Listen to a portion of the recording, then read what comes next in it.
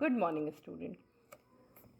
As we are doing question answers, so today we are going to do question number 4, 5 and question number 6.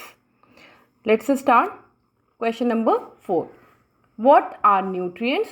Write 2 sources of each nutrient. What does it mean? It means nutrient हम किसे कहते हैं और हर nutrient के हमें 2 sources लिखने हैं जिनमें वो पाए जाते हैं. Sources means जिनमें वो पाए जाते हैं. Okay. Now answer. Food contain certain substance called nutrient. It means जो भी हम खाना खाते हैं या जो भी भोजन है, ठीक है, उसमें कुछ सब्सटेंस पाए जाते हैं और उन सब्सटेंस को हम क्या कहते हैं? Nutrient. For example, we get carbohydrate in rice, we get vitamins in fruit, we get you can say iodine in salt.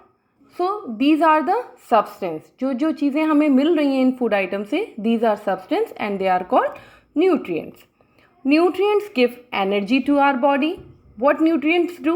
Nutrients जो हैं हमारी बॉडी को एनर्जी देते हैं. They protect our body against diseases. ये हमारी बॉडी को बीमारियों से बचाते हैं. ये एनर्जी देते हैं. एनर्जी क्यों रिक्वायर्ड होती है? To do any work. हमें कोई भी काम करना है तो हमें एनर्जी की ज़रूरत है. And energy in Hindi we call taqat. तो जब भी हम खाना खाते हैं उनसे हमें न्यूट्रिएंट मिलते हैं और न्यूट्रिएंट से हमें ताकत मिलती है, हमारी बॉडी को ताकत मिलती है. They protect our body against diseases.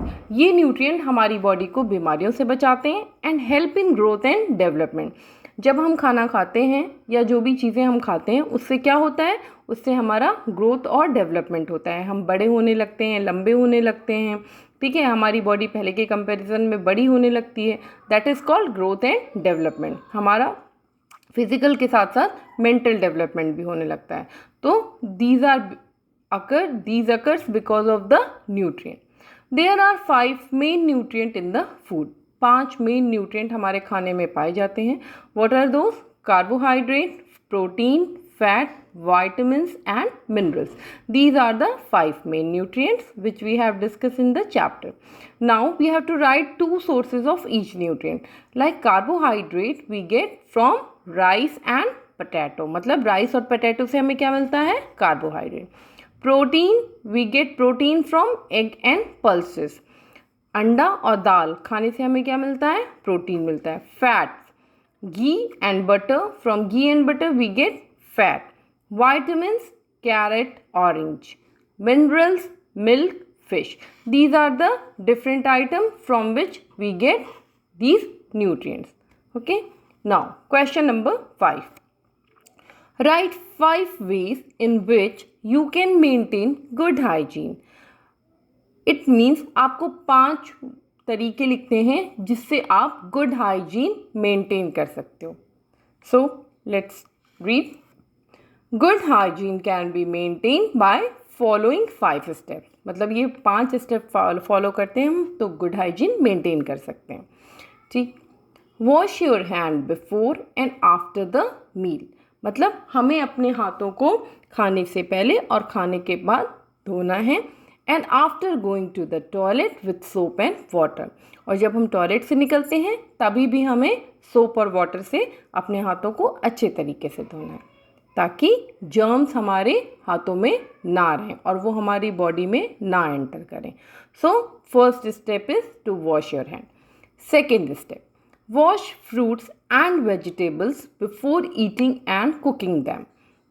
हमें फल और सब्जियों को अच्छे से वॉश करना है बनाने और खाने से पहले, ठीक है, ताकि उस पर जो भी पेस्टिसाइड्स या इंसेक्टिसाइड या जर्म्स हैं डर्टी हैंड से छुए की वजह से जो छुए हुए हैं उन वो सारे जब हम पानी से धुलेंगे उसको अच्छे से वॉश करेंगे तो वो सारे हट जाएंगे. Food must be kept covered to prevent flies sitting on it. As I told you कि हमें अपनी खाने की चीज़ों को हमेशा ढक के रखना चाहिए, खाने की चीज़ों और पीने के पानी को, ताकि उस पर किसी भी तरह की मक्खी, मच्छर या जर्म्स ना जाएं. So this point is to cover your food so that flies are not allowed to sit on it. Now next point, do not allow stagnant water in और अराउंड योर होम। मतलब हमें पानी को अपने घरों के आसपास, घरों के अंदर रुकने नहीं देना है, रोक के नहीं रखना है, रुकने नहीं देना है। स्टैगनेंट वाटर मीन्स रुका हुआ पानी, ठीक, जो इकट्ठा हुआ पानी है। तो हमें कहीं भी पानी इकट्ठा करके नहीं छोड़ देना है। Why? Because it results in breeding of mosquito. इसकी वजह से, स्टैगनेंट वाटर की वजह से क्या होगा, मॉस्किटो ब्रीडिंग बढ़ जाएगी। So we do not allow stagnant water in और around your houses. Now drink clean water. हमें हमेशा साफ पानी पीना है, और वो हम कैसे करेंगे? Either we use filters or we use chlorine tablets which we can put in the water. Chlorine tablets kill the germs, ठीक है। तो हम इन तरीक़ों से अपने वाटर को क्लीन करेंगे, या फिर we can boil the water. So these are the various way through which we can clean our water, so we can drink clean water. So these were the 5 steps which you can maintain, which help you to maintain good hygiene. Okay.